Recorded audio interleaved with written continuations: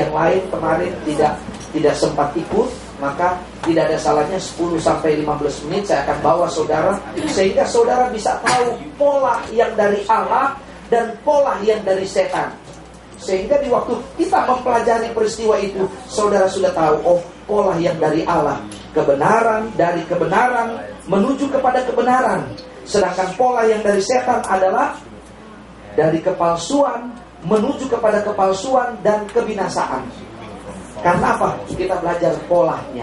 Saudara, Kejadian pasal 1 ayat yang pertama dikatakan, pada mulanya Allah menciptakan langit dan bumi. Allah kita adalah Allah yang sempurna. Yang pasti Dia menciptakan langit dan bumi dalam keadaan yang sempurna. Nah, kita melihat peristiwa pada waktu penciptaan. Kejadian pasal 1 ayat yang pertama, Allah menciptakan langit dan bumi sempurna. Tetapi kita melihat tiba-tiba ayat yang kedua berkata, dari Kejadian pasal 1 ayat 2, bumi belum berbentuk, gelap gulita menutupi samudra raya, dan roh Allah melayang-layang di atas permukaan air. Dengan kata lain, ayat 2, bumi tidak sempurna. Banyak anak-anak Tuhan dibingungkan dengan masalah ini. Ayat 1 bumi sempurna, tetapi ayat 2 bumi tidak sempurna. Apa penyebabnya? Sehingga orang berkata bahwa, oh, mungkin Allah menciptakan langit dan bumi tidak sempurna. Tetapi sebenarnya di balik dari peristiwa itu ada satu peristiwa besar yang terjadi. Di sorga, Allah adalah kekal. Dia menciptakan segala sesuatu.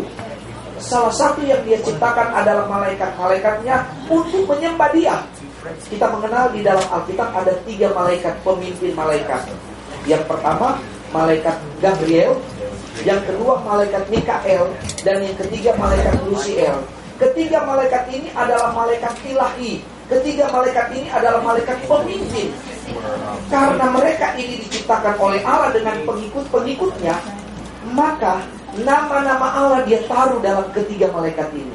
Ambil contoh, Mikael, ada nama El, nama Allah. El itu nama Allah. Mikael, malaikatnya Allah. Mikael ini adalah malaikatnya Allah. Kedua, Gabriel, ada nama Allah di belakangnya. Gabriel, malaikat Allah. Dan yang ketiga, Lusiel, malaikatnya Allah. Tetapi dari ketiga malaikat ini mereka punya fungsi yang berbeda-beda. Salah satu fungsi, Gabriel adalah penghulu malaikat pembawa kabar berita. Maaf, saya agak sedikit cepat ya, karena intinya saya mau masuk ke sana. Ya, karena pasti saudara pun menunggu-nunggu di sana. Kita waktunya hanya 1 jam, 1 jam setengah. Ya, nah, malaikat Gabriel, pemimpin atau pembawa kabar berita, kabar kesukaan. Itu begitu banyak ayat yang memunculkan malaikat Gabriel. Dan yang ketiga, malaikat Lusiel. Malaikat Lusiel ini adalah malaikat musik. Sedangkan Mikael, malaikat penjaga keamanan, penjaga panglima perang. Nah, semua ketiga malaikat ini punya pasukan, punya bawahan, punya karena mereka pemimpin. Dari ketiga malaikat ini, satu malaikat yang lebih menonjol, yaitu Lusiel. Dalam pelayanan pun seperti itu kan. Dalam pelayanan di dalam gereja ada pelayanan yang lebih menonjol, ada pelayanan yang tidak menonjol. Ada pelayanan di worship leader yang menonjol, tetapi ada yang tidak menonjol, seperti pembawa kolekte. Itu tidak menonjol, saudara. Orang berpikir bahwa pembawa kolekte itu kasihan, sehingga dikasih mungkin kepada yang tua-tua. Enggak, saudara. Atau ada yang bagian mixer, itu pelayanan di dalam gereja. Ini pola. Tetapi mungkin yang lebih menonjol itu pemain musik, pemimpin pujian mereka. Tapi sebenarnya berkatnya sama. Itu pembawa kolekte, yang mixer, jaga mixer dengan penerima tamu, dengan pemimpin pujian, itu sama dia punya berkat. Bedanya adalah beda kemuliaannya saja. Ya, tapi di waktu saudara mulai antusias melayani, jangan berpikir saya mau pimpin pujian karena lebih menonjol. Sehingga apa? Selalu muncul kesombongan bukan dari pemimpin, bukan dari pembawa kolektor atau penerima tamu, tetapi munculnya dari mana? Pemimpin pujian. Kalau umpamanya, bukan berarti pemimpin gereja. Kalau saya tidak ada di dalam gereja, lihat kewalahan kok gembala. Karena pasti cari pemimpin pujiannya susah. Saya ya, ini karena apa? Pola ini yang harus kita tahu. Lusiel seperti itu. Di waktu dia malaikat ilahi, malaikat yang penuh dengan kemuliaan, dia adalah malaikat musik. Alkitab katakan dia berjalan aja sudah musik yang keluar. Dia bukan malaikat pembawa alat musik, bukan. Dia malaikat musik. Di dalam tubuhnya itu musik. Dia menyampaikan kemuliaan Allah lewat pujian. Karena banggahnya dia, maka Alkitab katakan di Yesaya 14, aku hendak 5 keinginan dari Lusiel membuat dia apa? Allah campakkan. Sebab itu orang berkata bahwa dosa pertama kali terjadi itu di sorga. Alkitab tidak pernah menulis dosa pertama kali di sorga, tetapi dosa itu terjadi setelah pencampakan. Baru ke sorga penuh dengan kemuliaan, sorga kudus. Allah katakan Lusiel baru keinginan apa? Keinginan dia ingin. Saya mau ambil contoh. Apakah semua keinginan berdosa? Tidak semua keinginan kan itu berdosa. Saudara punya keinginan yang positif. Saudara sama dengan saya mau katakan, saudara punya keinginan mau seperti Yesus, betul? Apakah itu satu keinginan yang mau menyamai Allah? Nah, ini yang harus kita perlu ketahui. Tetapi saya tidak mau bawa ke saudara terlalu jauh ke dalam. Saya mau supaya peristiwa Lusiel ini adalah peristiwa yang membuat itu dimulainya adanya waktu bagi Lusiel. Pada waktu dia ingin seperti Allah, sedangkan saat itu proses penciptaan langit dan bumi sementara terjadi. Nah, terjadi di sorga. Allah mencampakkan Lusiel berdasarkan Yesaya 14. Dicampakkanlah Lusiel. Mulai dari itu, saudara tahu keilahiannya Lusiel. Dia dikasih 2 gelar, Bintang Timur dan Putra Fajar. Hanya 2 oknum yang diberikan sebab mendapatkan gelar Bintang Timur dan Putra Fajar. Selain dari Lusiel, siapa yang satu? Yesus. Yesus dikatakan Bintang Timur, Putra Fajar. Tetapi pada waktu Lusiel mau ingin dia dicampakkan ke bumi, maka pada waktu dia dicampakkan, Lusiel, Alkitab berkata namanya berubah. Bukan lagi Lusiel, karena Lusiel itu adalah nama ilahi. Maka nama itu tidak dia bawa. Gelarnya Bintang Timur, Putra Fajar pun tidak dia bawa. Dia dicampakkan. Alkitab katakan namanya berubah menjadi Lucifer, menjadi iblis, menjadi Satan. Dan waktu dia dicampakkan, Alkitab katakan antara ayat 1 dan ayat 2, itulah peristiwa kejatuhan dari Lusiel. Akibatnya ayat yang kedua, Alkitab katakan bumi menjadi apa? Kacau. Mengapa bumi menjadi kacau? Karena dicampakkannya itu Lusiel. Dia mengobok-obok, dia mengacaukan itu langit dan bumi. Sehingga Alkitab katakan ayat yang kedua, bumi menjadi campur baur, gelap gulita menutupi samudera raya. Akibat apa? Akibat dari dicampakkannya Lusiel ke bumi. Ya, itu proses kejatuhan dari Lusiel. Dia menjadi iblis, dia menjadi Satan. Maka firman Tuhan katakan Allah harus merestorasi kembali bumi itu. Ayat yang ketiga, Allah memperbaiki bumi yang rusak. Ayat yang ketiga dikatakan dan selanjutnya, maka Allah memperbaiki bumi itu. Dikatakan jadilah hari yang pertama terang, hari yang kedua cakrawala, hari yang ketiga darat dan tumbuhan, hari yang keempat benda-benda penerang. Ini kan selalu yang dihafalkan oleh anak-anak sekolah minggu. Guru-guru sekolah minggu harus hafal ini. Karena kita pun disuruh untuk menghafal waktu masih dari sekolah minggu. Hari pertama terang, Allah ciptakan terang. Hari kedua Allah ciptakan cakrawala. Hari ketiga Allah ciptakan darat dan tumbuhan. Hari keempat Allah ciptakan benda-benda penerang seperti matahari, bulan, dan bintang. Hari kelima Allah ciptakan binatang yang ada di udara dan binatang yang ada di laut. Dan hari keenam Allah menciptakan apa? Binatang yang ada di darat, binatang seperti gajah dan lain sebagainya. Dan ciptaan Allah yang terakhir dari hari ke-6 itu adalah manusia. Karena manusia adalah makhluk yang termulia. Allah menciptakan manusia dengan tingkat nilai yang sangat tinggi. Hari ke-6, hari ke-7 Allah katakan apa? Dia memberkati. Allah tidak pernah istirahat. Roma 8 ayat 28. Allah apa? Bekerja terus menerus. Allah tidak pernah tidur. Dia memberkati itu hari pertama sampai hari yang ke-6. Sebab itu saudara, di waktu ini polanya Allah. Sebagaimana minggu penciptaan, Allah menciptakan dari hari pertama sampai hari ke-6. Dia bekerja. Dan hari ke-7 dia memberkati itu hari pertama sampai hari ke-6. Hari ke-7 dia memberkati itu semua hari, yaitu hari pertama sampai hari ke-6. Salah satunya manusia dia berkati. Tetapi sekarang manusia lebih hebat dari Allah. Allah bekerja dari hari pertama sampai hari ke-6. Hari ke-7 dia memberkati itu semua hari. Tetapi manusia dia bekerja bukan hanya hari pertama sampai hari ke-6, tetapi dia bekerja dari hari pertama sampai hari ke-7. Tapi saudara adalah orang-orang yang berbahagia. Kenapa? Hari ke-7 saudara ada di tempat ini untuk memberkati hari pertama sampai hari yang ke-6. Amin.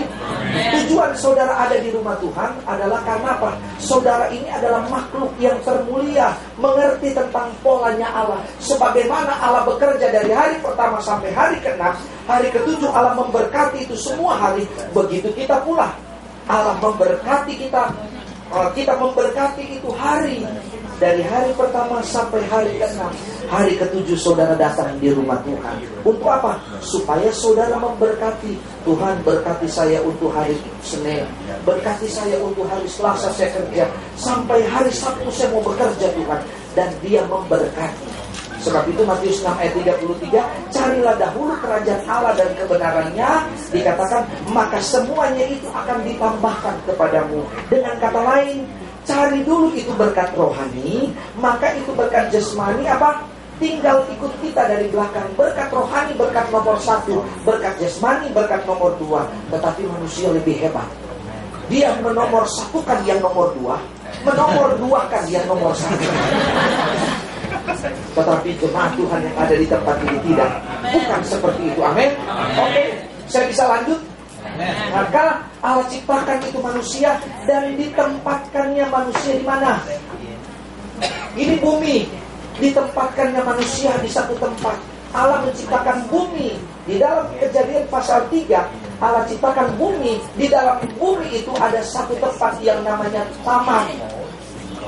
Dan di dalam taman itu ada satu tempat yang namanya Eden. Maka Allah menciptakan Adam dan Hawa. Ditempatkannya Adam dan Hawa itu di dalam taman, yaitu di Eden. Kenapa di Eden? Karena di Eden ada hadirat Tuhan. Di Eden ada graffirat. Di Eden ada apa?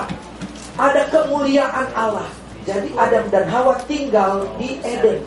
Amin. Karena kenapa manusia diciptakan makhluk yang mulia, makhluk yang sempurna? Sebagaimana Lucifer adalah malaikat musik. Tetapi kita lihat, walaupun dia Lucifer malaikat musik, tetapi dia cuma diciptakan sebagai malaikat musik. Semuanya itu Allah menciptakan satu makhluk yang lebih mulia, yang lebih hebat dari siapapun, yang lebih hebat dari Lucifer, yang lebih hebat dari Gabriel dan Mikael, yaitu siapa? Manusia. Mengapa? Karena manusia ini sudah ciptakan, dia taruh semuanya di dalam diri manusia. Sebab itu Allah katakan, marilah kita menciptakan manusia menurut rupa, gambar, dan teladan kita. Ada. Sebagaimana alam terdiri dari Tritunggalnya, Bapa, Anak, dan Roh. Di dalam ketritunggalannya itu ada di dalam satu, yaitu Allah. Nah, kita melihat manusia pun itu. Di dalam manusia ini ada 3 dimensi: tubuh, jiwa, dan roh. Amin. Ada di dalam tubuh kita ini dia. Ketritunggalan itu pun Allah seperti itu. Sebagaimana manusia diciptakan oleh Allah dan ditempatkan di satu tempat yang namanya Eden. Saudara, rahasia itu membuktikan kepada kita bahwa kita ini adalah makhluk yang luar biasa. Mengapa? Karena musik itu tidak pernah hilang. Karena Allah ciptakan musik yang baru, yang Dia taruh kepada siapa? Kepada manusia. Manusia memiliki musik yang lebih hebat dari Lucifer. Mau bukti? Lucifer malaikat musik, tetapi apakah dia bisa menciptakan alat musik? Tidak bisa. Tetapi manusia bukan hanya alat musik, bukan hanya menciptakan alat musik. Ini kan semua manusia yang ciptakan. Kenapa? Karena Allah menciptakan manusia menurut teladannya. Sebagaimana Allah adalah Maha Pencipta, manusia juga apa? Pencipta. Manusia bukan Maha Pencipta, manusia pencipta. Sebab itu manusia punya musik di dalamnya. Jangan pernah saudara yang tidak tahu nyanyi, saudara katakan saya memang tidak bisa. Kalau saudara tidak latih, saudara tidak akan pernah bisa. Sebab itu musik yang ada di dalam diri saudara itu kembangkan itu. Mengapa? Karena Allah ciptakan musik di dalam diri saudara. Bahkan saudara Alkitab berkata bahwa manusia bisa menciptakan semua apa yang ada di dalam ini, di dalam muka bumi ini diciptakan oleh manusia. Alat musik bukan Lucifer yang ciptakan. Semua alat-alat musik, semua yang bersifat ini benda itu diciptakan oleh manusia. Saya dan saudara, mengapa? Karena itulah manusia punya apa? Kelebihan dari semua ciptaan. Nilainya sangat tinggi. Manusia itu digambarkan seperti apa? Saya ambil contoh. Di waktu saudara punya uang $100, $100 yang baru terus dikucek-kucek, sampai ini dilempar. Kira-kira waktu diambil nilainya berkurang tidak? Tidak berkurang. Coba kalau umpama jam atau benda yang saudara beli, namanya dia second, namanya dia bekas, harganya berkurang. Tetapi kalau uang, harganya, nilainya tidak pernah berkurang. Kita lebih dari uang. Walaupun kita sudah jatuh di dalam dosa, nilainya kita itu sangat tinggi. Kita sangat berharga di mata Tuhan. Karena apa? Kita diciptakan menurut rupa, gambar, dan teladan Allah. Ditempatkannya Adam dan Hawa di satu tempat yang namanya Eden. Eden adalah hadirat Allah. Sebab itu waktu Adam dan Hawa jatuh di dalam dosa, mereka jatuhnya di mana? Di Eden atau di taman? Alkitab katakan mereka, Adam dan Hawa jatuh di taman. Waktu mereka berjalan-jalan berkeliling di dalam taman itu. Dan firman Tuhan katakan, apa? Mereka digoda oleh setan yang memakai si ular. Dan mereka jatuh. Waktu mereka jatuh, singkat cerita, mereka mau kembali ke Eden. Dua malaikat kerubium melarang mereka dengan pedang yang menyala-nyala. Untuk apa? Supaya mereka jangan masuk di Eden. Nah, ini menunjukkan kepada kita bahwa di waktu Adam dan Hawa jatuh di dalam dosa, Eden itu kembali, diambil kembali oleh Allah. Orang berkata, apakah binatang-binatang tidur bersama dengan Adam dan Hawa? Itu kan dalam gambar saudara. Tetap ada perbedaan manusia dengan binatang.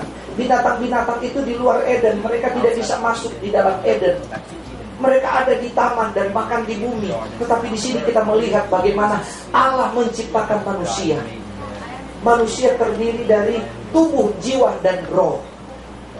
Allah menempatkan manusia di dalam ini bumi. Di dalam bumi ada taman. Di dalam taman ada Eden. Adam dan Hawa ditempatkan di Eden. Tetapi manusia jatuh di mana? Bukan di Eden, tetapi di mana? Di taman. Sama dengan kita, manusia terdiri dari tubuh, jiwa, dan roh. Dan manusia itu jatuh di mana? Lewat manusia jatuh tubuh, di dalam tubuh, atau di dalam jiwa, atau di dalam roh. Nah, di dalam jiwa, karena di dalam jiwa itu ada pikiran, perasaan, dan kehendak. Jadi sebelum Adam dan Hawa itu jatuh, mereka berpikir dulu mau sama seperti Allah. Dan bagaimana dengan roh? Alkitab berkata, roh itu kekal. Roh itu yang diciptakan oleh Allah. Roh itu diciptakan bukan dari debu tanah. Roh itu adalah hembusan dari Allah. Sebab itu saya katakan, tubuh boleh tua, tetapi roh tidak pernah tua. Sampai kapanpun roh tidak akan pernah tua, karena roh itu kekal. Saudara mewarisi itu dimensi kekekalan. Saudara mewarisi itu dimensi kekekalan yang tidak pernah ada, yang tidak pernah dibatasi dengan waktu adalah roh saudara. Mengapa? Karena pada waktu saudara mati, debu kembali kepada debu. Orang percaya, Alkitab katakan, orang percaya mati di dalam Tuhan ini yang warna kuning. Saudara lihat, orang yang percaya mati di dalam Tuhan, roh mereka berada di mana? Firdaus. Karena di Firdaus adalah tempat-tempat roh orang yang percaya di dalam Tuhan. Nanti pada waktu Yesus datang pada kali yang kedua, 1 Tesalonika pasal 4, Alkitab berkata, mereka itu akan dibangkitkan dan dikasih tubuh kemuliaan.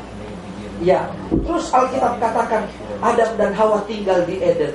Adam dan Hawa tinggal di taman. Setelah mereka jatuh di dalam dosa, maka kemuliaan Tuhan hilang dari mereka. Dan firman Tuhan katakan, ini adalah mereka tinggal di Eden. Tidak dijelaskan berapa lama mereka tinggal di Eden. Mengapa? Karena saat itu belum ada waktu. Iya kan? Mereka hidup di dalam kekekalan. Tetapi pada waktu mereka jatuh di dalam dosa, kemuliaan itu hilang kepada mereka. Maka Allah bekerja di dalam diri mereka. Bukan hanya bekerja di dalam kekekalannya Allah, tetapi Allah juga bekerja di dalam diri mereka. Setelah mereka jatuh, Dia menyatakan kepada Adam dan Hawa, Dialah Alfa dan Omega. Dialah yang awal dan Dialah yang akhir. Dia selalu ada. Amin. Dan Alkitab berkata, pada waktu Adam dan Hawa jatuh di dalam dosa, di saat itu pula dimulainya adanya waktu bagi manusia. Di waktu dimulainya ada waktu bagi manusia, maka Allah mengaruniakan manusia saman yang berbeda-beda. Sebab itu dalam warna kuning ini ada saman yang berbeda, warna merah ini adalah saman yang berbeda, dan warna biru ini adalah saman yang berbeda. Saman yang pertama setelah manusia jatuh di dalam dosa, yaitu dikenal dengan saman Bapa atau awal saman, yaitu dimulainya saman Bapa pada kejatuhan Adam. Adam artinya Bapa dari segala manusia, sedangkan Abraham adalah Bapa daripada segala orang yang percaya. Itulah dikatakan saman Bapa atau awal saman. Allah bekerja dalam satu saman ini. Setelah itu Allah bekerja, maaf saya tidak bisa jelaskan ini. Saman yang kedua yang disebut dengan pertengahan saman, dimulai dari Ishak anak perjanjian. Saya tidak tulis di sini, sampai kepada Yesus anak perjanjian. Dan setelah saman anak ini dimulai dari Ishak anak perjanjian sampai kepada Yesus anak perjanjian. Ishak anak perjanjian, untuk dari situlah munculnya Israel jasmani. Sedangkan sampai kepada Yesus anak perjanjian yang akan memunculkan Israel rohani. Nah, dikatakan, tetapi kita melihat di sini ada satu saman yang baru, yaitu dimulainya di dalam Kisah pasal 2, saman roh, saman kasih karunia, saman anugerah. Dimulai dari Kisah pasal 2 sampai kepada Roh Kudus 2 kali ganda dicurahkan. Karena di awal saman anugerah dimulainya Roh Kudus, dicurahkannya di hujan awal, dan akhir dari saman roh dicurahkannya hujan akhir. Oke. Nah, ketiga saman ini yang menyertai orang percaya. Kita berada di penghujung dari saman anugerah. Kita sudah melewati ini, semua tinggal sejarah. Kita sudah melewati ini, semua tinggal sejarah. Dan sekarang kita berada di saman roh, yaitu saman kasih karunia, saman anugerah, di mana pengampunan dibuka seluas-luasnya. Oleh karena itu, karena pengampunan dibuka seluas-luasnya, maka orang pun berbuat dosa sebesar-besarnya. Karena apa? Tuhan membuka ini kesempatan ini, karena tidak ada lagi kesempatan, tidak ada lagi zaman setelah zaman roh. Tidak ada lagi kesempatan orang berbuat dosa setelah zaman roh. Karena setelah zaman roh akan ada satu zaman yang disebut dengan kerajaan 1000 tahun damai. Di dalamnya adalah orang-orang yang sudah dibenarkan. Kesempatan kita ada di sini. Dan kita hidup di zaman roh, di penghujung zaman roh. Oke? Saya akan memulai dari peristiwa ini. Dari 777, saya akan bawa saudara kepada 7 meterai. Mungkin saya tidak sempat menyampaikan 7 sangkakala. Mungkin 7 meterai sudah cukup. Mari kita buka Wahyu pasal 6.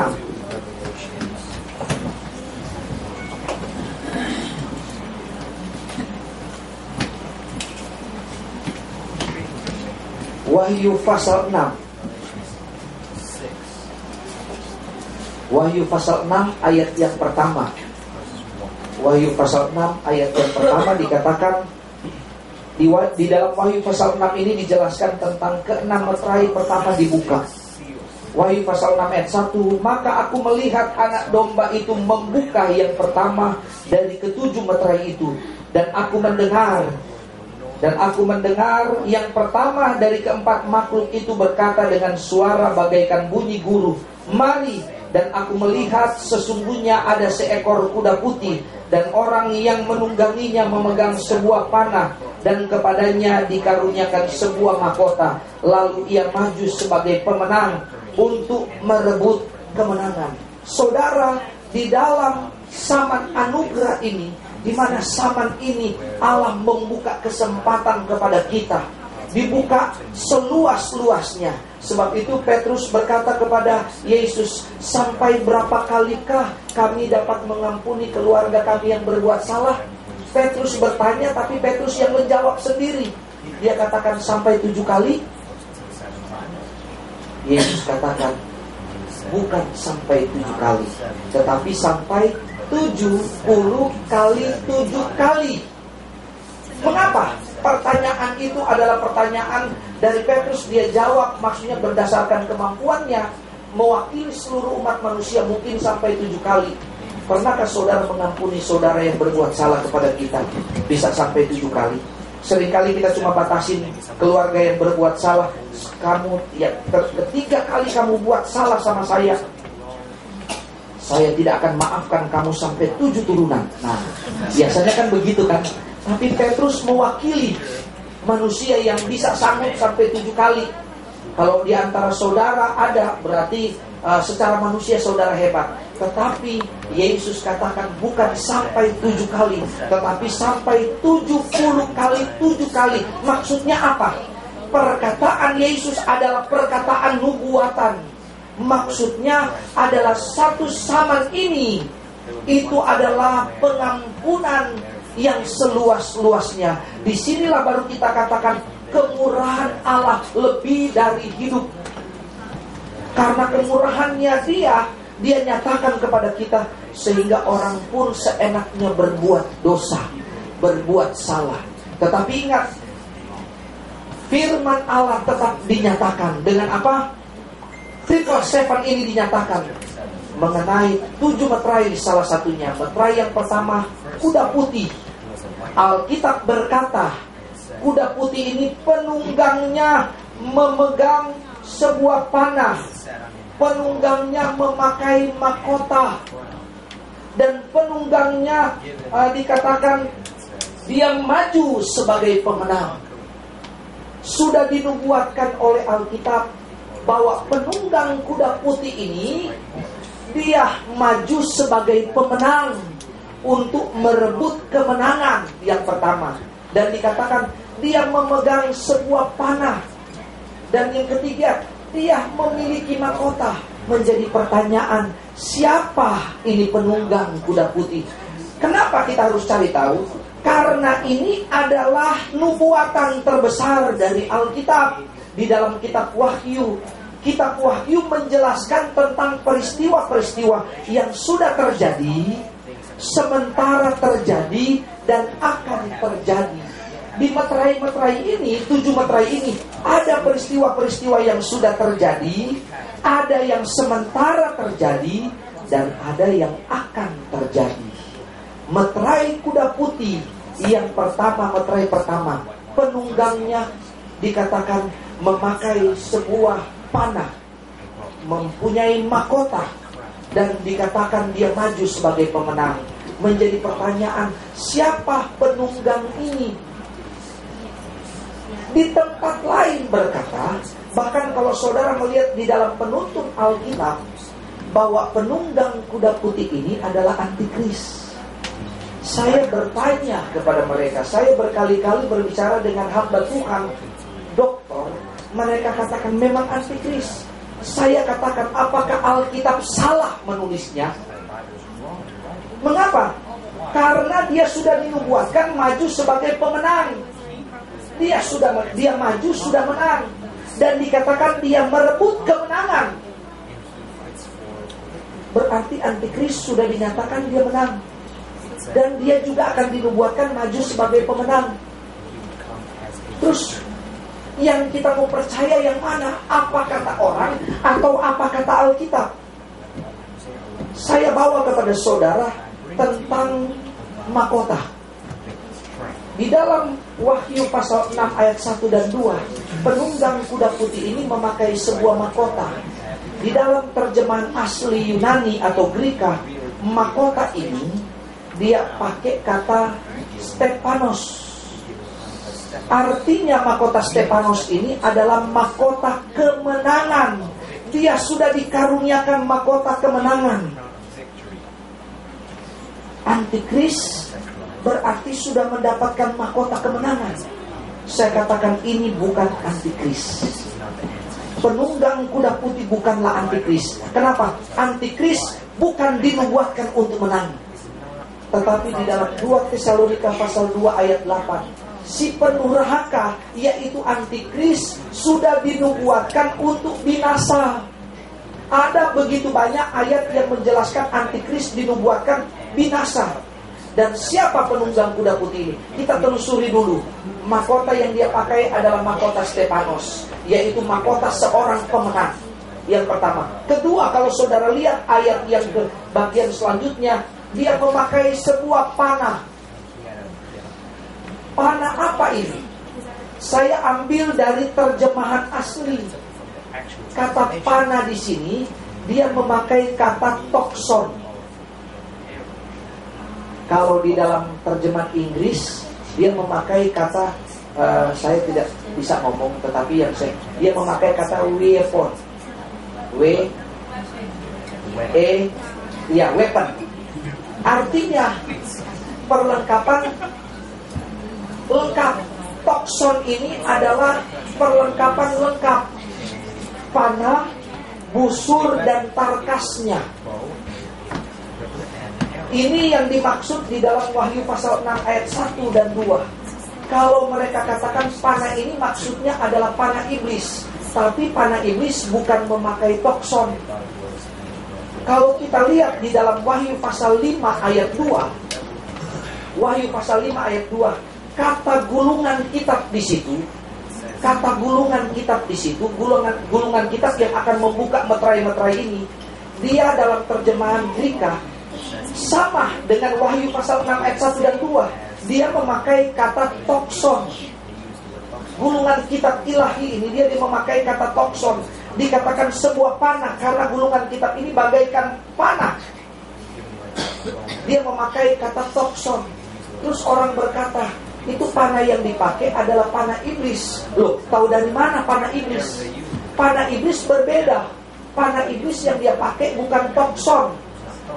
Karena tokson ini seperangkat lengkap senjata, yaitu panah, busur, dan tarkasnya.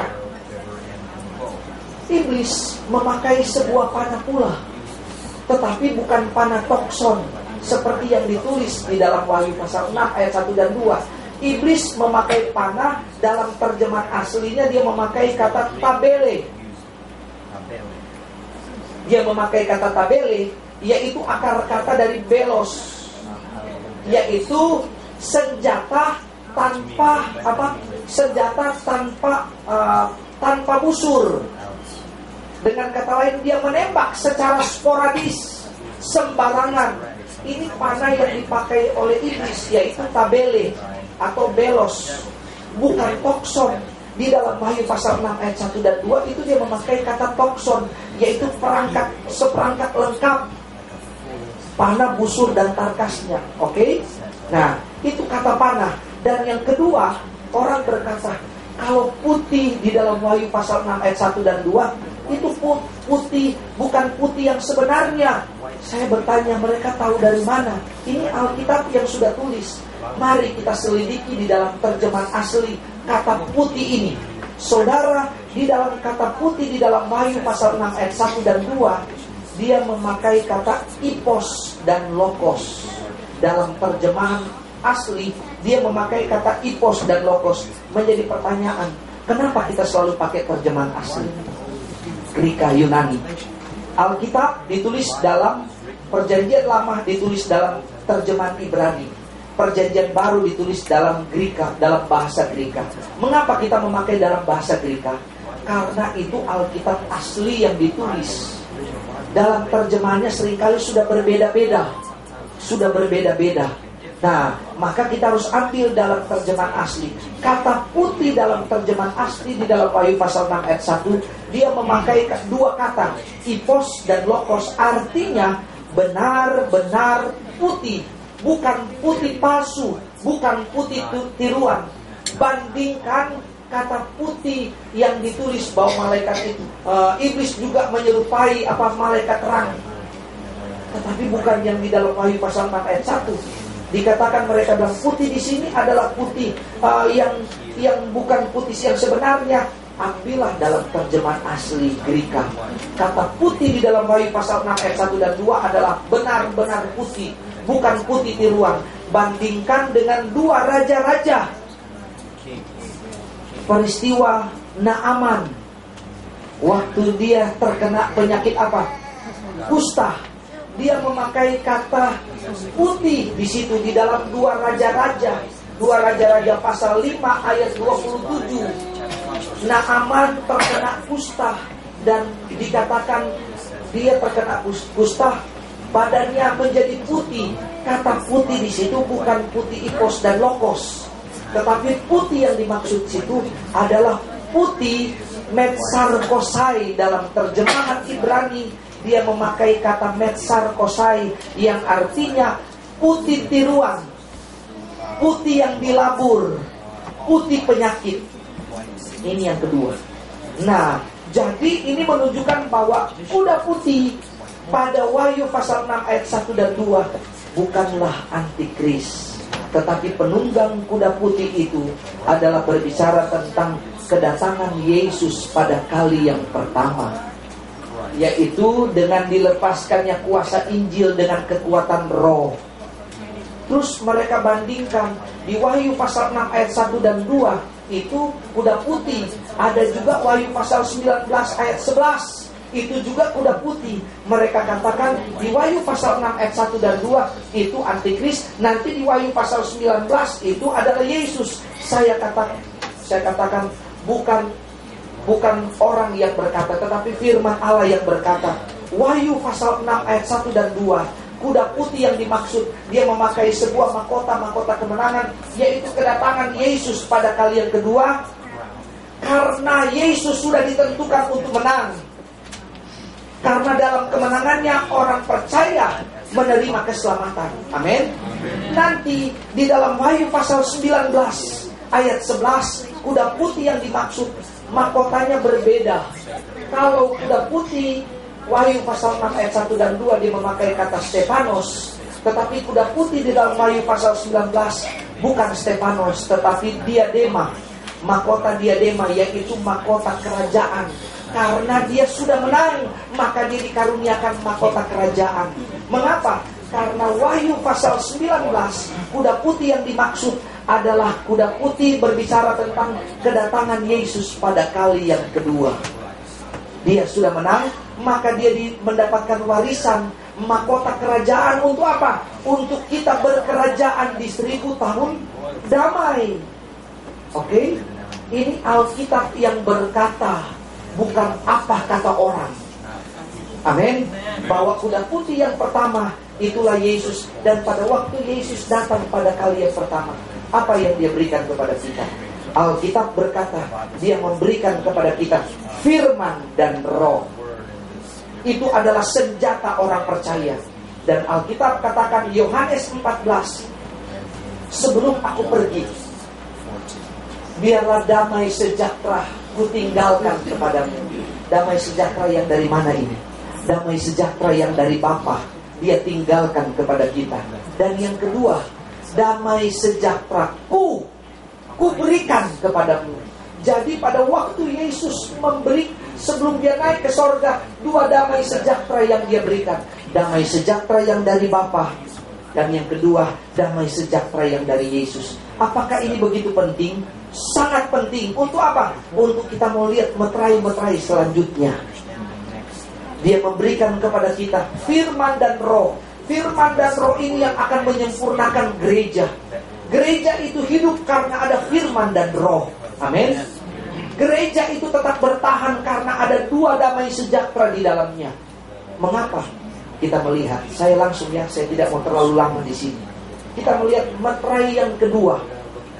Wahyu pasal 6 ayat 3 dan 4. Wahyu pasal 6 ayat 3 dan 4 berkata, dan ketika anak domba itu membuka meterai yang kedua, aku mendengar pakluk yang kedua berkata, mari, dan majulah seekor kuda lain, seekor kuda merah padang, dan orang yang menungganginya dikaruniai kuasa untuk apa? Mengambil damai sejahtera dari atas bumi, sehingga mereka saling membunuh, dan kepadanya dikaruniakan sebilah pedang yang besar. Setelah dilepaskannya meterai pertama kuda putih, yaitu berbicara tentang kedatangan Yesus pada kali yang kedua, dengan dia mengaruniakan kita 2 damai sejahtera, dan dia memberikan kita 2 kuasa, yaitu firman dan roh. Mengapa? Karena firman dan roh itu tidak bisa berjalan sendiri-sendiri. Tidak mungkin firman duluan, roh belakangan, atau selanjutnya. Gereja disempurnakan lewat firman dan roh. Firman tanpa roh, firman itu hanyalah dogma, dia tidak hidup. Dan roh tanpa firman, roh itu akan menjadi mistis, bahkan sesat apabila dia tanpa firman. Jadi firman dan roh akan berjalan bersama-sama untuk apa? Menyempurnakan gereja. Sebab itu jangan sampai kita hanya roh saja yang kita andalkan. Semua segala sesuatu roh. Apa kata roh? Lihat firman. Akibatnya ada gereja yang roh. Karena apa? Tidak lihat firman. Semuanya roh yang katakan. Ingat peristiwa beberapa tahun di Bandung, gereja yang roh, sampai gembala katakan dia mendapatkan perkataan roh bahwa Yesus akan datang tanggal begini, bulan begini, tahun begini. Jemaat, namanya jemaat percaya. Sudah gembala yang berbicara, roh yang berbicara, tapi mereka tidak lihat firman. Ini betapa pentingnya firman dan roh itu berjalan bersama-sama. Sehingga kalau saudara ada di dalam gereja itu, saudara lihat mereka bernubuat, mereka berbahasa roh, semua menunggu kedatangan Yesus. Tapi pada waktu gembala bilang, panggil keluarga bahwa Yesus akan datang, ini roh berbicara kepada dia, selalu berbicara setiap hari, mendekatkan diri. Panggil mereka, harta kalian berikan kepada mereka yang kita tidak butuh lagi itu. Saudara lihat jemaat yang antusias, mereka punya harta, mereka kasih ke keluarga mereka semua. Mereka hanya ada di dalam gereja, menyembah Tuhan, berbahasa roh, bernubuat. Karena apa kata roh? Mereka sudah lupa nubuatan yang terbesar ada di dalam firman Allah. Dan apa yang terjadi?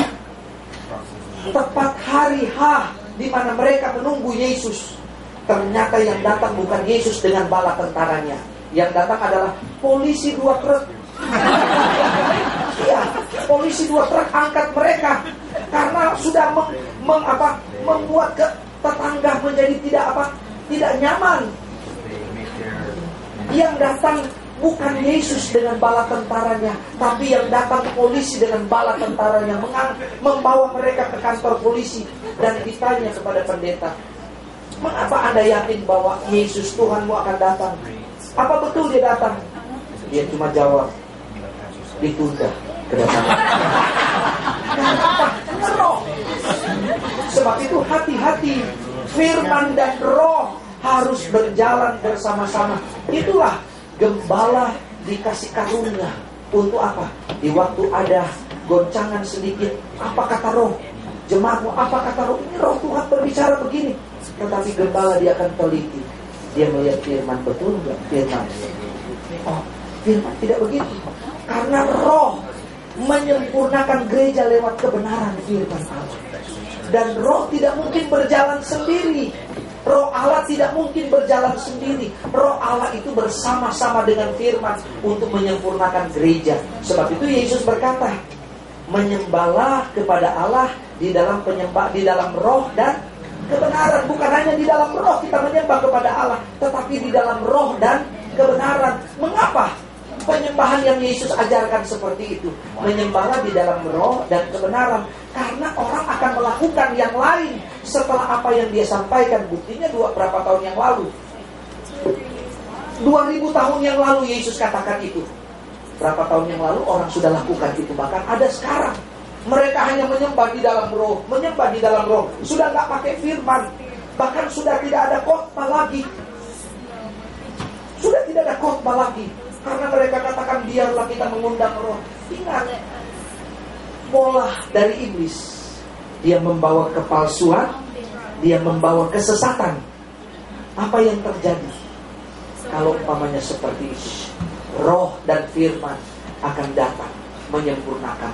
Menyembahlah di dalam roh dan kebenaran. Karena Yesus sudah tahu di akhir zaman, yaitu kita hidup di sekarang ini, menjelang kita disempurnakan, ada orang yang menyembah di dalam roh, tapi tidak di dalam kebenaran. Ada orang yang menyembah di dalam kebenaran, tapi tidak di dalam roh. Sebab itu Yesus sudah katakan di dalam Yohanes 4, menyembahlah di dalam roh dan di dalam kebenaran. Mengapa? Karena akan ada orang yang menyembah di dalam roh, tetapi tidak di dalam kebenaran. Ada orang yang menyembah di dalam kebenaran, tetapi tidak di dalam roh. Dan kita tahu, meterai yang kedua, dilepaskannya kuda merah padam. Kuda berbicara tentang kekuatan. Ini penglihatan Yohanes, Rasul Yohanes pada waktu dia diasingkan di Pulau Patmos. Dia mendapatkan rahasia-rahasia ini. Padahal rahasia ini sudah didapatkan oleh siapa? Oleh Daniel. Tetapi Allah katakan, Daniel, sembunyikanlah itu. Nanti dibuka di akhir zaman. Diberikan kepada siapa? Diberikan kepada Yohanes, Rasul Yohanes. Dan juga diberikan kepada kita gereja. Dan apa yang terjadi? Kuda merah padam dilepas. Kuda merah padam berbicara tentang peperangan. Penunggang kuda merah padam ini, Alkitab berkata, dia dikasih kuasa untuk apa? Mengambil damai sejahtera. Lihat ayat 3 dan 4. Kuda merah padam itu penunggang dikasih kuasa untuk mengambil damai sejahtera yang ada di dalam bumi. Syukur Alkitab katakan yang ada di dalam bumi, bukan yang ada di dalam gereja. Tetapi penunggang kuda merah padam ini dikasih kuasa untuk mengambil damai sejahtera. Sebab itu pada waktu kuda merah padam dia lewat, terjadi pembunuhan, peperangan di sana sini. Karena apa? Damai sejahtera mereka sudah diambil oleh penunggang kuda merah padam. Dia dikasih kuasa untuk mengambil. Tetapi puji Tuhan, ingat Yesus pada waktu sebelum dia naik, dia memberikan kita apa? 2 damai sejahtera. Iya kan? Damai sejahtera yang kuberikan kepadamu, yang Bapa berikan kepadamu, dan damai sejahtera kuberikan kepadamu. Karena dia sudah tahu akan apa yang akan terjadi di peristiwa kita yang hidup sekarang ini. Paulus pun sudah tahu peristiwa yang akan kita alami. Sebab itu Paulus katakan, aku cemburu ilahi kepada mereka yang hidup di zaman akhir, yaitu mereka sudah dipertunangkan dengan siapa? Dengan Kristus. Paulus aja dia cemburu, tetapi nanti akan saya jelaskan itu belakangan. Kita melihat kuda merah padam, gerakan kuda merah padam. Dia mengambil damai sejahtera di negara yang satu dan negara yang lain, sehingga peperangan demi peperangan itu terjadi di mana-mana. Tetapi gereja tidak kehilangan damai sejahtera. Mengapa? Karena gereja sudah punya dua damai sejahtera, yang dari Bapa dan yang dari Yesus itu sendiri. Siapa yang menghalangi kita apabila kuda merah padam itu? Ingat, Yesus memberikan kita dua kuasa, yaitu kuasa firman dan kuasa Roh Kudus. Amin. Firman Tuhan kan katakan Roh Kudus yang menjadi parakletos kita, yang menuntun kita dari kebenaran sampai kepada kebenaran. Oleh karena itu, di waktu kuda merah padam dia lewat, dia mengambil damai sejahtera yang ada di dalam bumi, dan terjadilah peperangan di sana sini.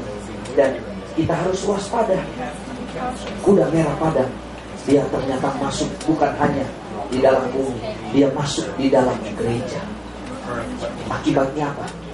Berapa banyak gereja yang tidak memelihara itu damai sejahtera yang dari Allah. Kehilangan itu. Peperangan terjadi di dalam gereja. Antara jemaat dengan jemaat ada iri hati, kebencian, dengki. Ada peperangan, kecemburuan. Karena apa? Kuda merah padam dia masuk di dalam gereja. Tetapi kalau gereja tetap mengandalkan itu damai sejahtera dengan kekuatan firman dan roh, gereja tidak akan kehilangan damai sejahtera. Dan firman Allah katakan, dia masuk di dalam gereja. Tapi gereja tetap akan, kuda merah padam boleh lewat, tetapi dia tidak dapat menggoncangkan gereja kami. Dan lebih berbahaya, kuda merah padam dia bukan hanya masuk di dalam gereja, tetapi kuda merah padam dia masuk di dalam apa? Di dalam keluarga Kristen. Kalau kuda merah padam dia sudah lewat di dalam keluarga Kristen, suami dan istri, apa yang akan terjadi? Keluarga, dikala mereka kehilangan damai sejahtera, disitulah mereka dikuasai oleh kuda merah padam. Sebab itu saudara akan katakan, kuda merah padam boleh lewat, peperangan boleh lewat, dia mengambil damai sejahtera. Tetapi jangan izinkan kuda merah padam itu mengambil damai sejahtera yang Yesus berikan kepada kita. Amin. Pertahankan itu. Kenapa? Karena kita ini adalah orang-orang yang dipilih. Kita ini adalah orang-orang yang dilindungi. Di waktu kuda merah padam dia lewat, kita tidak terpengaruh.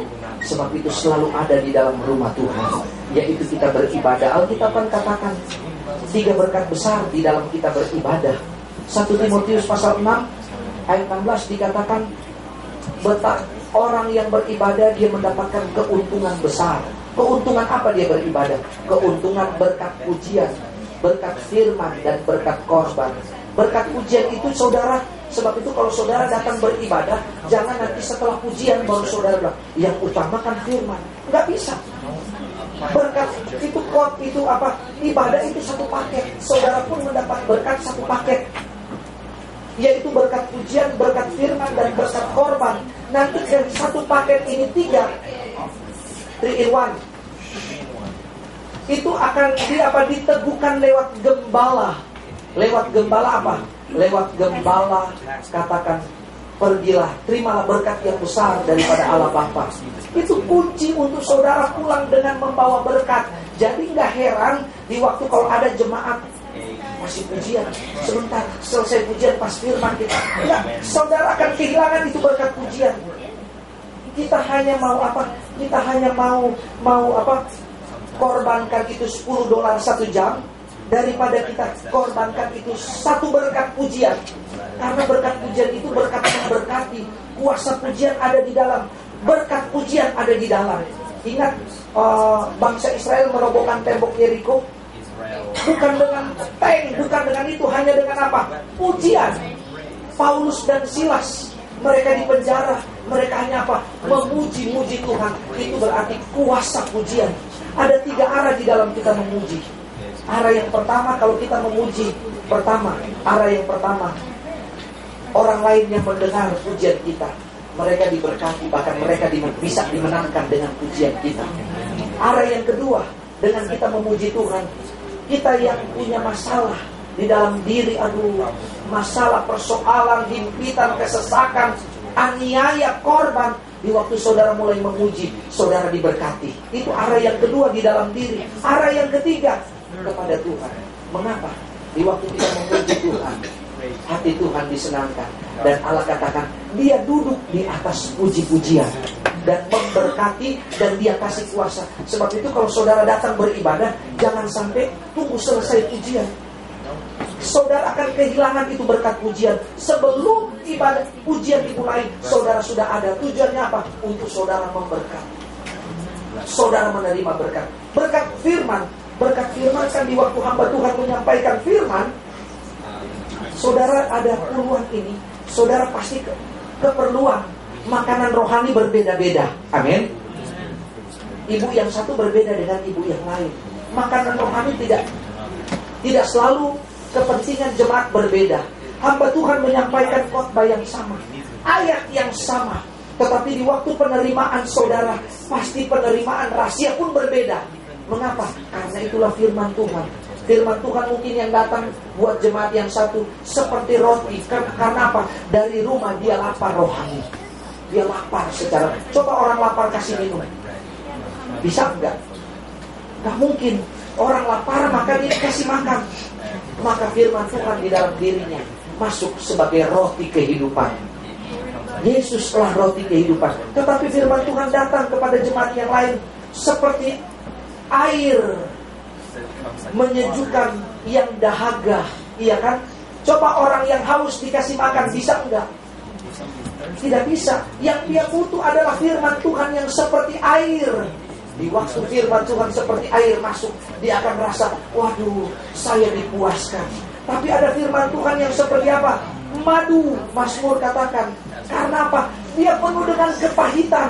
Datang ke gereja, kepahitan yang dia dapat. Maka firman Tuhan di dalam dirinya datang seperti madu di gunung. Amin. Untuk apa? Yang pahit menjadi manis. Ada firman Tuhan datang seperti apa? Pedang, Ibrani. Untuk apa? Firman Tuhan datang seperti pedang, memangkas yang menyangkut dosa yang menempel di dalam tubuh, di dalam daging, dilepaskan. Maka kita apa? Ditolong oleh firman. Tetapi ada firman Tuhan yang datang seperti cermin. Yakobus katakan, iya kan? Firman Tuhan seperti cermin.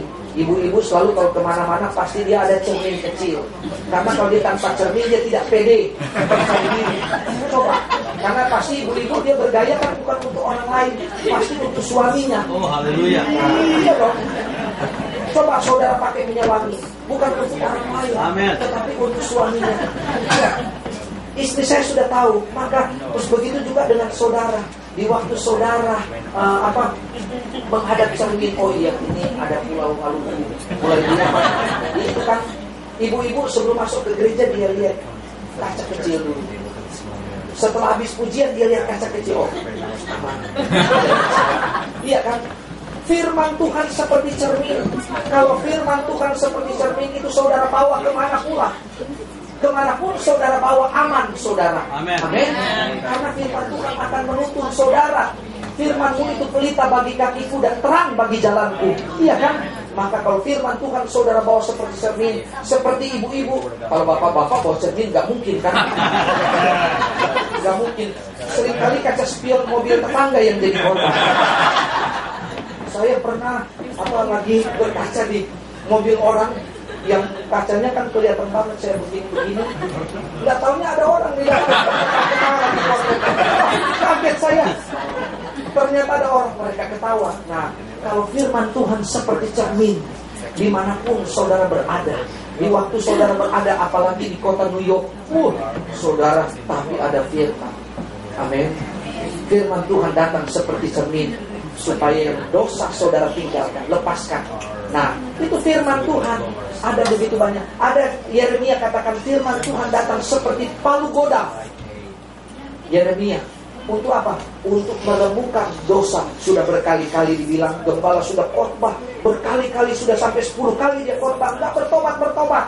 Maka firman Tuhan datang seperti palu godam, artinya meremukkan dosanya. Ada begitu banyak firman Tuhan yang datang di dalam diri kita. Dan yang ketiga, di dalam kita beribadah berkat korban. Seringkali kita lupakan, mungkin setelah firman Tuhan, sebelum dikasih persembahan, kita kabur dulu. Terhindar dari korban persembahan. Ada kan di antara jemaat yang seperti itu? Tidak ada kan? Maka kita antusias kasih. Tidak ada. Karena apa? Kita mau memberkati. Sebab itu saya katakan persembahan dan korban itu berbeda. Tidak sama. Persembahan belum tentu itu korban. Tetapi kalau korban sudah pasti itu persembahan.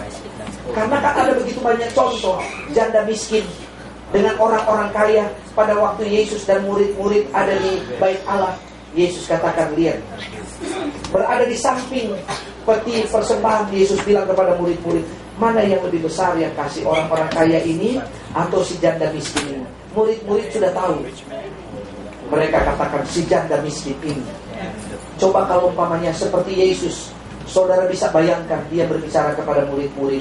Dia ada di samping kotak persembahan. Dia katakan, lihat mana yang lebih besar. Tidak mungkin. Coba gembala saudara dan majelis-majelis ada di samping peti persembahan dan sementara melihat, dia kasih berapa ya? Diprotes pasti jemaat. Jemaat bilang, masa gembala harus ada di samping kotak persembahan? Supaya apa? Maksudnya Yesus ada di samping kotak persembahan dan dia melihat berapa banyak mereka kasih. Kalau saya gembala di tempat jemaat saya seperti itu. Puji Tuhan kalau umpamanya dari 1000 Patimura dia ganti ke Soeharto, bukan Soeharto, Soekarno, langsung merah karena ada gembala di samping lagi, lihat berapa banyak dia kasih. Jadi di sini Yesus melihat, memperhatikan janda miskin ini. Mereka katakan pemberian janda miskin ini lebih besar dari orang-orang kaya. Disinilah pengajaran tentang persembahan dan korban. Orang-orang kaya ini memberi dari kelebihannya, tetapi janda miskin ini memberi dari kekurangannya.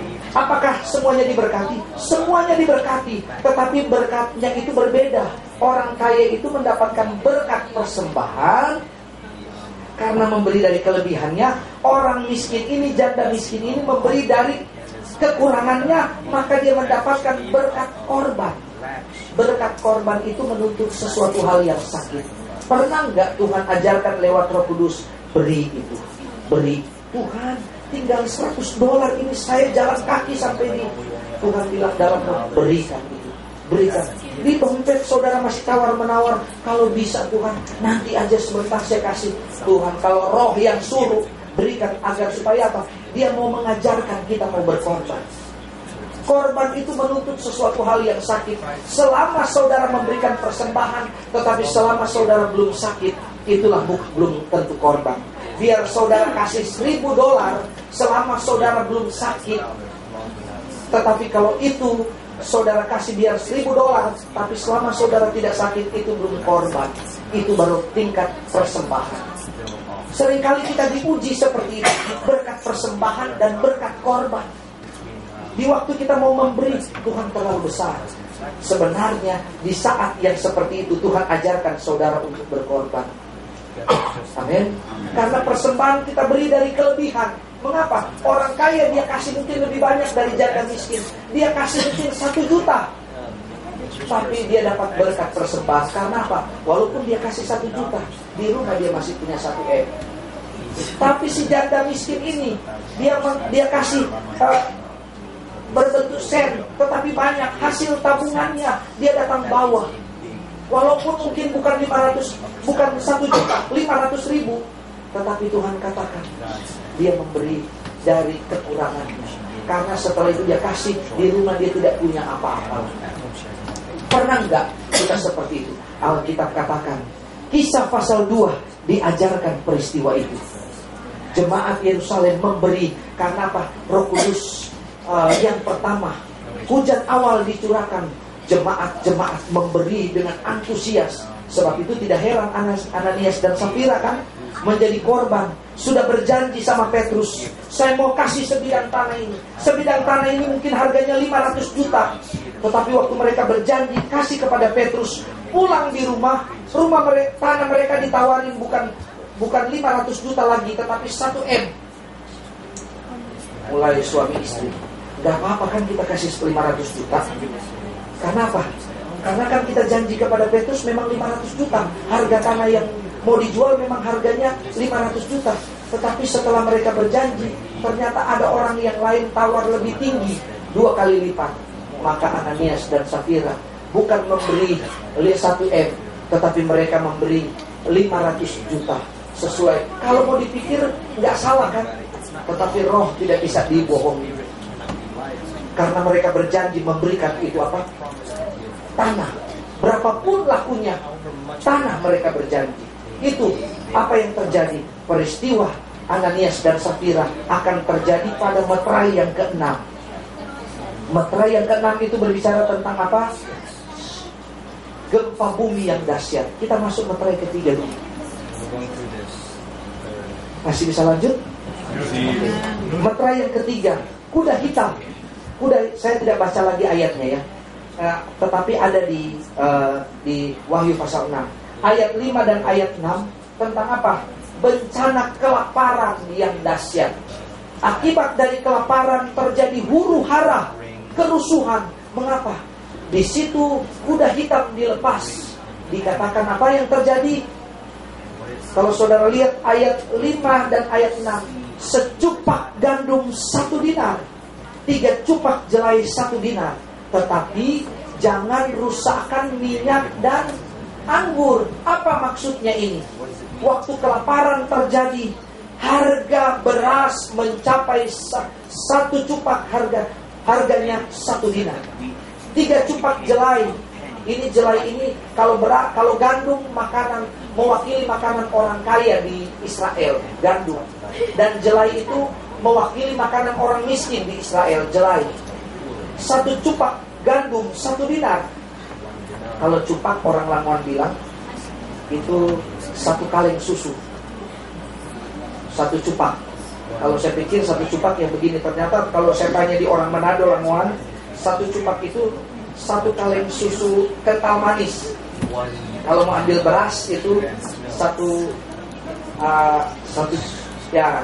Kalau 1 liter dia 3 kaleng susu. Yang susu kental manis yang kecil seperti ini, 1 liter. Itu 1 cupak dia akan mencapai 1 dinar. Saudara tahu 1 dinar itu kalau di Israel itu harga gaji 1 hari buruh. 1 hari gaji buruh itu 1 dinar. Nah kalau di Amerika gaji 1 hari berapa kira-kira? Boleh berapa jam saudara bekerja? 1 hari boleh 10 jam. Kalikan itu aja. Ambil contoh 1 hari lah 10 jam. 1 jam $10. Berarti kalau 10 jam $100. Harga beras cuma 1 cupak ini dia harganya $100. Kalau di Indonesia itu harga buruh 1 hari gaji buruh 1 hari itu 100.000. Jadi 1 cupak itu 100.000. Orang kalau beli bukan cuma 2 liter, 3 liter, mereka beli dengan karung. Jadi beras akan mencapai dengan harga seperti itu. Dan umpamanya cupak gandum 1 cupak $1, 1 dinar. Baru jelai 3 cupak $1. Jelai itu makanan orang miskin. Kalau di Indonesia mungkin makanan orang miskin ini, jangan bilang singkong, orang kaya sekarang makan singkong. Nah, kalau di Jawa ada istilah nasi aking. Nasi aking ini adalah nasi yang sudah habis, dicuci, baru dia jemur, baru dimasak lagi. Nah itu nasi aking, kalau tidak salah. Seperti itu ya. Nah, nasi yang sudah habis diambil oleh orang, dibuang, maka mereka cuci kembali. Setelah itu mereka jemur, baru mereka masak kembali. Waktu rame-ramenya calon presiden, saya ingat presiden itu mantan Panglima, dia ketua Wiranto, dia pergi ke Jawa dan dia makan nasi aking. Ditanya, dia duduk dengan masyarakat miskin, dia katakan, ditanya, nasi akingnya bagaimana rasanya Pak? Dia katakan, dia kaget rasanya. Itu rasanya pokoknya dia tidak bisa perkatakan itu. Karena apa? Itu makanan orang miskin. Dan Alkitab katakan 3 cupak jelai 1 dinar. Itu akan terjadi, dengan kata lain, kemiskinan atau harga bahan makanan semua naik melambung tinggi. Anak-anak Tuhan, jangan kaget di waktu bensin naik. Jangan protes. Waduh, di Indonesia pendeta pun protes. Bersyukur bukan pendeta kita yang karismatik. Nah, mereka protes. Karena apa? Harga bensin naik, itu cuma bensin. Harga yang cuma naik 1.000, mereka protes. Anak Tuhan, Alkitab katakan berdiam. Mengapa? Alkitab katakan jangan rusakkan minyak, jangan rusakkan anggur. Maksudnya apa ini? Jangan rusakkan minyak. Minyak berbicara tentang urapan. Urapan itu adalah berbicara tentang apa? Tanda anak-anak Tuhan bahwa kita tetap menjaga itu urapan. Amin. Jangan kita hilang urapan kita cuma karena harga naik kita protes. Memang itu Tuhan izinkan, semua harus terjadi supaya itu akan terbukti mana jemaat yang tahan uji, mana jemaat yang tidak tahan uji. Dan Alkitab katakan jaga minyak dan anggur. Anggur berbicara tentang kesukaan. Biarlah walaupun naik, semua bahan-bahan makanan naik, tetapi kita tetap punya sukacita. Mengapa? Alkitab bilang Tuhan pelihara. Kita lanjut ya. Kuda yang keempat, kuda berbicara tentang kekuatan. Kuda hijau kuning. Kuda hijau kuning ini di dalam Wahyu pasal 6 ayat 7 dan 8, yaitu berbicara tentang maut dan kematian. Maut ini, kuda hijau kuning itu berbicara tentang penyakit sampar yang dahsyat. Penyakit menular yang dahsyat yang terjadi. Sudah terjadi bertahun-tahun yang lalu penyakit-penyakit menular. Penyakit-penyakit sampar. Tetapi Alkitab katakan akan ada satu penyakit di mana harus dibunuh dengan pedang. Kalau di situ dikatakan penyakit sampar, sehingga begitu banyak kematian. Kematian karena pedang. Maksudnya apa ini? Penyakit-penyakit yang terjadi beberapa waktu yang lalu. Penyakit AIDS. Karena apa? Karena dosa seksualitas. Tuhan benci. Sampai sekarang ini AIDS tidak ada obatnya. Penyakit Ebola.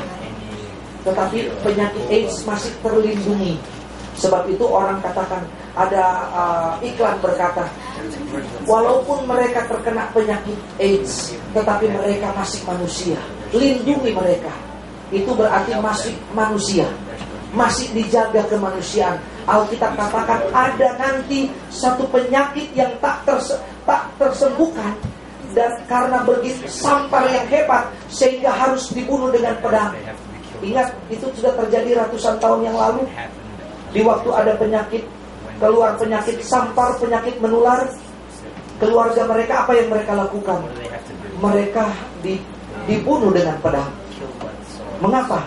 Jangan sampai mereka menjangkiti yang lain.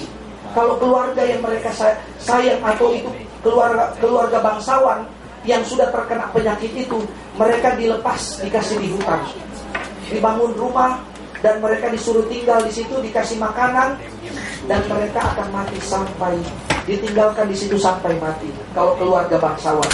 Tetapi Alkitab katakan di waktu terjadi kuda hijau kuning, yaitu penyakit sampar yang dahsyat.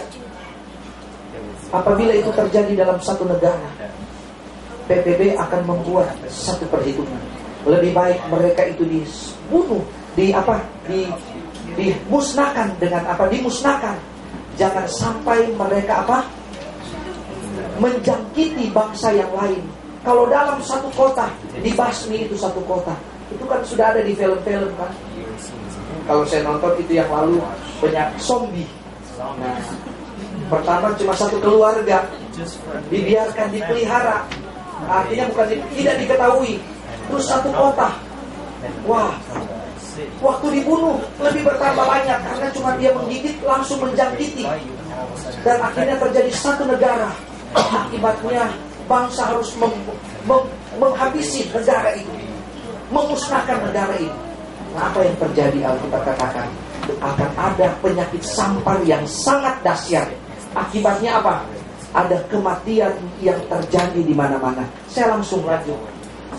Yang kelima, yaitu Wahyu pasal 6 ayat 9 sampai 11. Wahyu pasal 6 ayat 9 sampai 11.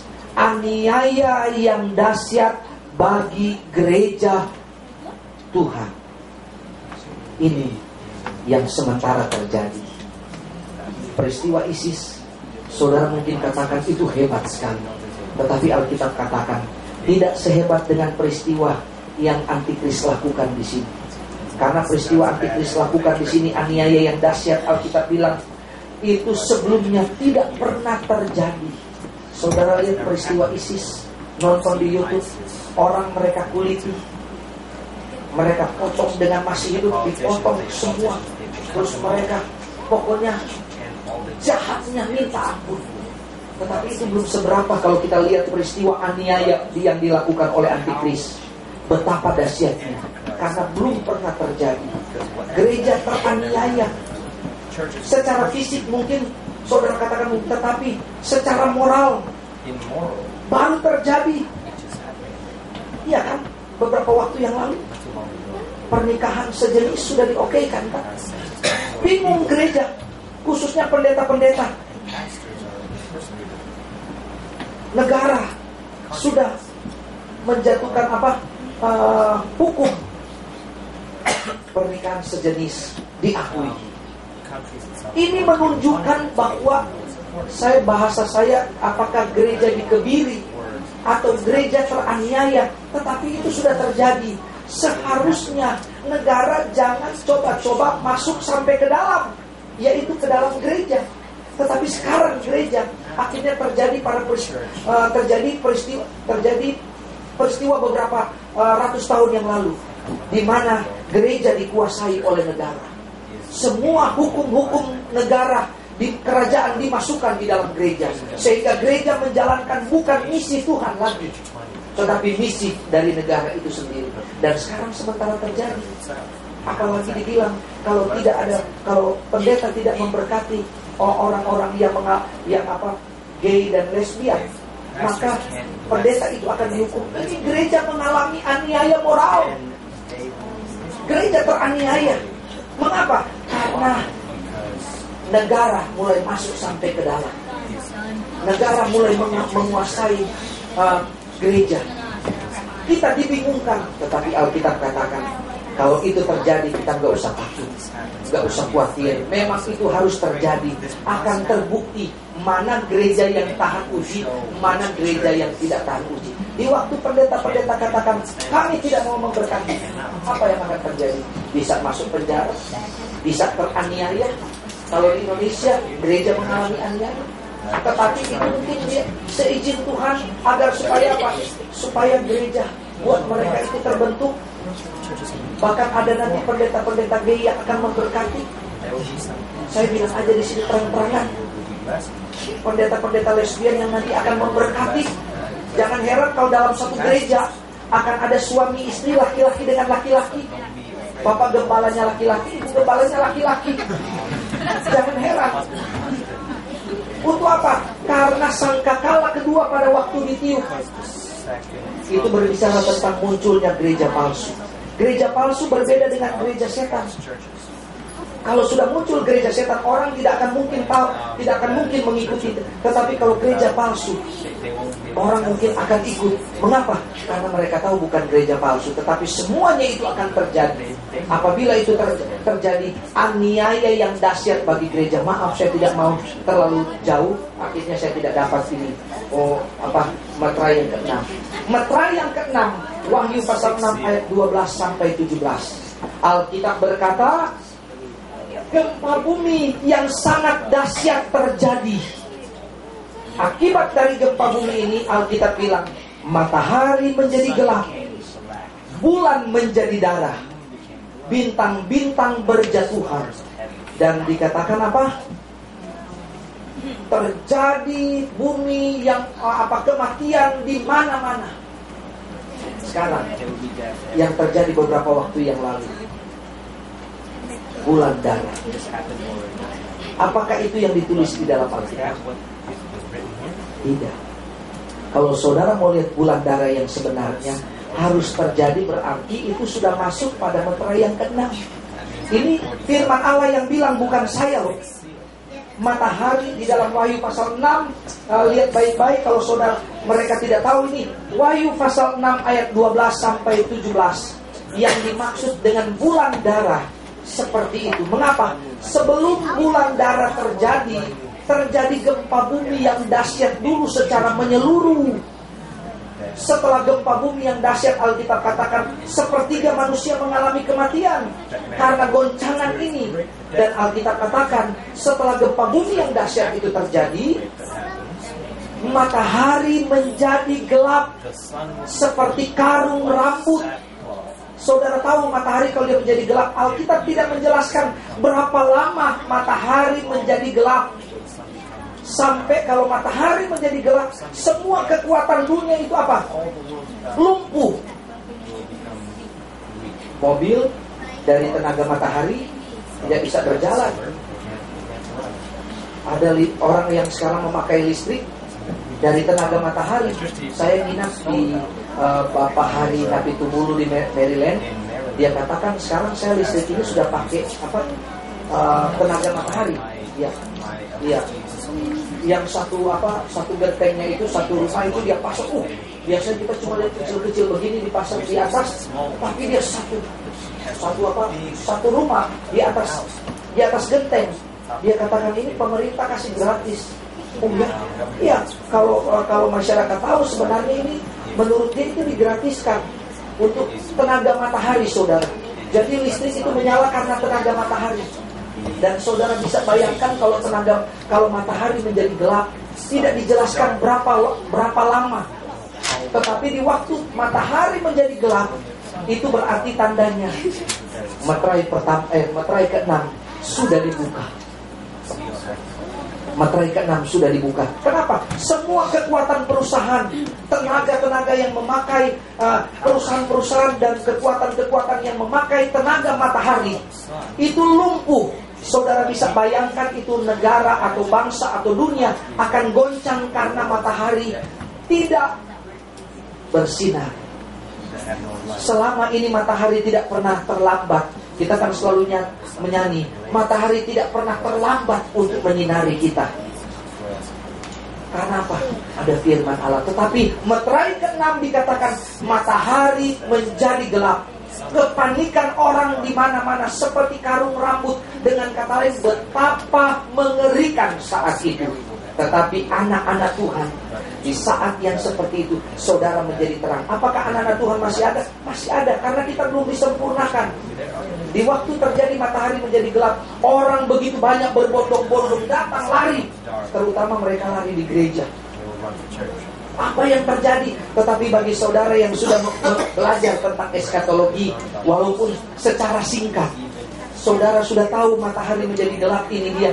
Waktu matahari menjadi gelap, orang bertanya-tanya karena mereka tidak tahu. Saudara jelaskan, itu firman Tuhan.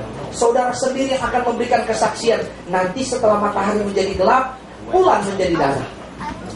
Mereka yang akan kok bisa tahu di saat yang seperti itu akan banyak jiwa-jiwa yang bertobat. Karena setelah matahari menjadi gelap dan saudara bersaksi kepada mereka, setelah matahari menjadi gelap, bulan menjadi darah.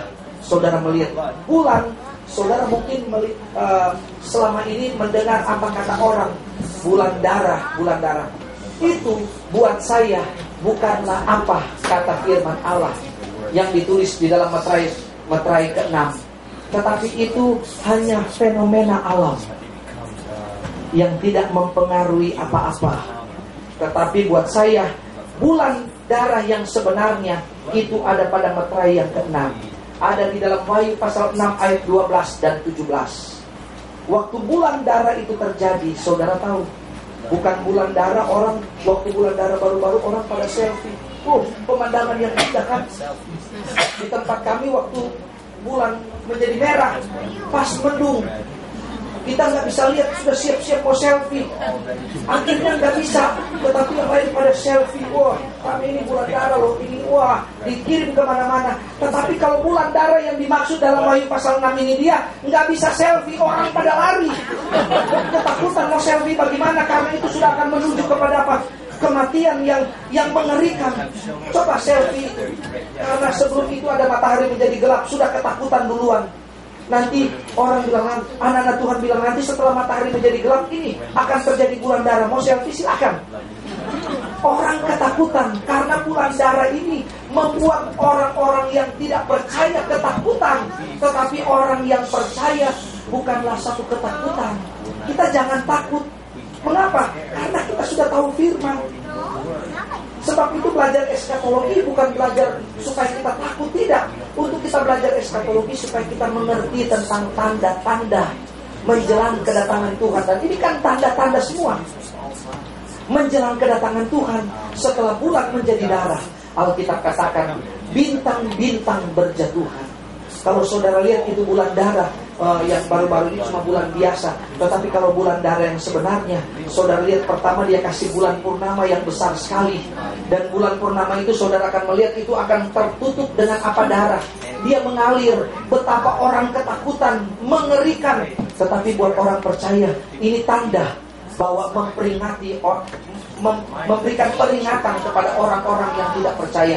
Setelah bulan menjadi darah, Alkitab katakan bintang-bintang berjatuhan. Lihat, bintang-bintang berjatuhan. Apa yang akan terjadi bintang-bintang berjatuhan? Ada bintang yang lebih besar dari bumi.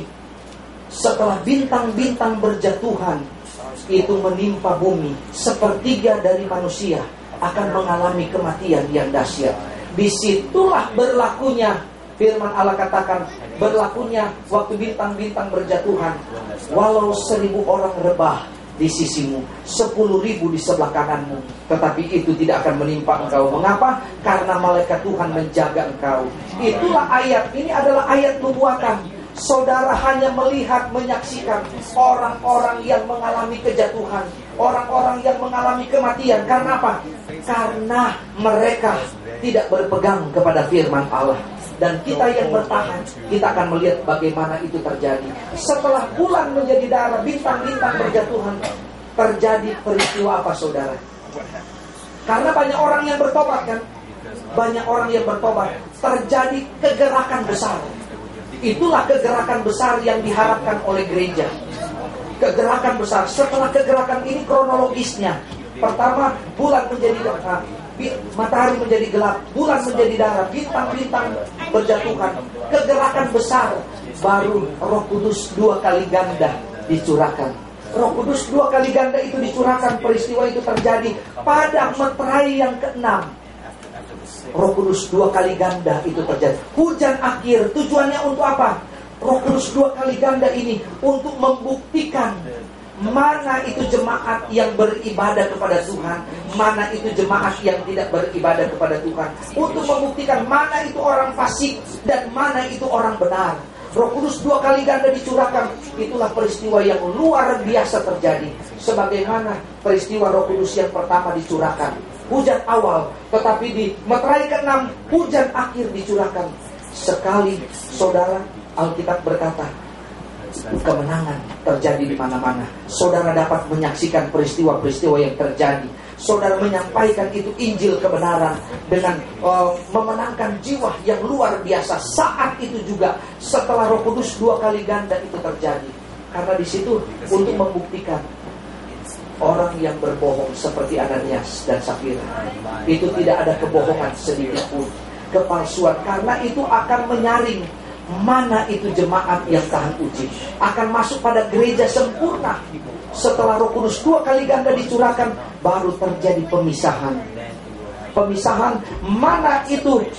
Pemisahan antara domba dengan kambing. Setelah itu dari domba akan ada pemisahan pula. Mana itu 5 gadis yang bijak, mana itu 5 gadis yang bodoh. Nah, 5 gadis yang bijak akan masuk pada gereja sempurna, 5 gadis yang bodoh akan masuk pada penganiayaan. Setelah pemisahan itu terjadi, baru terjadi pemeteraian oleh Roh Kudus. Yaitu pemeteraian oleh Roh Kudus kepada siapa? Kepada gereja sempurna. Di mana gereja sempurna dimeteraikan, dan di situ gereja sempurna tidak akan mengalami kejatuhan lagi. Dan di saat itu berlakulah pengajaran yang berkata sekali selamat tetap selamat. Oke? Artinya pengajaran sekali selamat tetap selamat itu akan berlaku pada gereja yang sudah dimeteraikan. Sekarang saya tidak katakan bahwa pelajaran sekali selamat tetap selamat itu salah, tetapi belum bisa berlaku sekarang ini. Karena apa? Karena pengajaran sekali selamat tetap selamat itu akan berlaku pada gereja sempurna. Kenapa? Karena gereja sempurna tidak akan mengalami kejatuhan lagi. Mereka sudah dimeteraikan. Kalau ada orang yang berkata bahwa pelajaran sekali selamat tetap selamat itu sudah berlaku kepada kita, loh, kita masih jatuh kok. Bukan berarti, loh, kenapa kamu berpikir tentang kejatuhan? Tidak. Saya berusaha mau hidup sempurna nih, tapi kita belum sempurna. Kalau sudah ada orang yang menyatakan bahwa dia sempurna, waduh, hebat banget dia. Kita berusaha hidup di dalam kebenaran, menuju kepada kebenaran di dalam tuntunan roh dan firman. Sebab itu setelah pemisahan itu terjadi, baru pemeteraian oleh Roh Kudus. Kalau sudah pemeteraian oleh Roh Kudus, maka terpilihlah gereja yang sempurna, gereja yang tak bercacat, gereja yang tidak akan mengalami kejatuhan lagi, gereja yang tidak akan berbuat dosa lagi. Itu sekali selamat tetap selamat sudah ditentukan kepada mereka. Mengapa? Karena mereka tidak akan jatuh lagi. Ini gereja sempurna adalah gereja yang tidak akan jatuh lagi, karena mereka sudah disempurnakan. Setelah meterai ke-6 dibuka, gereja disempurnakan. Karena setelah gereja disempurnakan, meterai ke-7 dibuka. 30 menit surga sunyi senyap. Sudah 1 jam lebih. Saya mau lanjutkan, tetapi saudara punya tugas yang lain. Tetapi satu waktu saya akan menjelaskan saudara sangkakala. Meterai ke-7, 7 sangkakala dan 7 cawan. Karena saya akan berbicara kepada saudara tentang 3,5 tahun masa aniaya. Ada yang berkata tentang 7 tahun. Alkitab berkata 3,5 tahun. Wahyu pasal 12, Wahyu pasal 13, Wahyu pasal 14. Alkitab tidak menjelaskan itu 7 tahun. Tetapi ada satu ayat yang orang memegang tentang 7 tahun, yaitu di dalam Daniel pasal 9 ayat 25, 26 dan 27. Tetapi itu bukan berbicara tentang 7 tahun masa aniaya, tetapi itu berbicara tentang peristiwa terputus, di mana peristiwa pengorbanan Yesus, dan di mana peristiwa tentang Antikris menguasai 3,5 tahun. Wahyu pasal 12, pasal 13, pasal 14 menjelaskan tentang 1 masa, 2 masa dan setengah masa.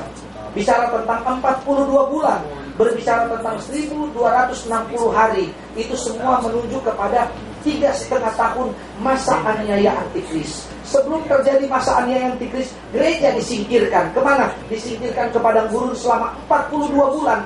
Setelah masa 3,5 tahun, gereja itu diangkat ke awan-awan. Orang yang hidup di dalam Tuhan bersama-sama dengan Kristus diangkat ke awan-awan. Tujuan diangkat ke awan-awan untuk menerima mahkota-mahkota sesuai dengan pekerjaan kita, sesuai dengan pelayanan kita. Sekarang ini kita melayani Tuhan dengan sungguh-sungguh, semangat melayani Tuhan. Karena kalau sudah tiba masanya, Alkitab berkata, kita akan memerintah bersama Kristus pada 1000 tahun damai. Amin. Oleh karena itu sekarang ini saudara layani Tuhan. Enggak perlu saudara takut. Dengan saudara belajar ini, saudara tidak akan takut. Maka sebaliknya saudara dikasih tanda-tanda. Ini tanda-tanda menjelang kedatangan Tuhan. Kita tidak tahu kapan Yesus datang. Kita hanya Tuhan kasih tahu lewat tanda-tandanya. Di waktu tanda-tanda ini menyertai orang percaya, dibukanya 7 meterai, ditiupnya 7 sangkakala. Orang bertanya, terus bagaimana dengan bunyi sangkakala kemarin? Apakah itu firman Tuhan katakan? Saya tidak katakan bahwa bunyi sangkakala itu salah. Tidak. Tetapi bunyi sangkakala itu mungkin peringatan Tuhan. Tetapi bunyi sangkakala yang baru-baru terjadi itu bukan yang ditulis di dalam Alkitab. Karena sangkakala berbunyi sangkakala pertama berbunyi, itu posisi gereja sudah sempurna. Sekarang gereja sudah sempurna belum? Oleh karena itu, jangan kita hanya memakai dengan melihat dari sejarah. Kalau kita hanya melihat tanda-tanda dari sejarah, kita bisa keliru. Tetapi ada juga melihat tanda-tanda bukan dari sejarah, tetapi dari pengetahuan, peristiwa yang terjadi. Kita mau lihat firman Allah. Jadi semua tanda-tanda ini sebenarnya kita nggak perlu lihat dari sejarah atau dari yang lain. Kita lihat apa kata firman. Saya menyampaikan semuanya ini ada di dalam Alkitab. Tetapi tidak salah kita ambil berdasarkan pengetahuan firman. Seperti Ibu Gembala kemarin berbicara tentang bintang Yerusalem beberapa waktu yang lalu. Bintang Yerusalem itu bersinar dengan tergabungnya bintang Venus dan bintang Jupiter. Maka terbentuklah bintang Yerusalem. Bintang Yerusalem itu berbentuk, kalau di Israel ya, bintang Yerusalem itu berbentuk tambah, kalau saya tidak salah. Iya. Terus itu 2000 tahun sekali baru itu ada. Nah, kita ingat bintang Yerusalem itu bersinar pada peristiwa Yesus lahir. Dan itu sekarang 2000 tahun yang lalu. Inilah tanda-tandanya. Amin. Tetapi kita tidak tahu kapan Yesus datang. Kita hanya belajar tentang tanda-tanda itu. Tuhan memberkati. Saya serahkan kepada Bapak Gembala. Haleluya. Haleluya. Mari diberkati. Haleluya. Mari kita berdoa. Terima kasih Tuhan untuk segala sesuatu yang telah kami dengar. Karena kami percaya Tuhan, apa yang kami pelajari pada pagi hari ini boleh menjadi satu kekuatan kami untuk lebih dan lebih sungguh-sungguh di dalam kami mengiring Engkau. Tuhan, masih banyak kekurangan kami belum sempurna.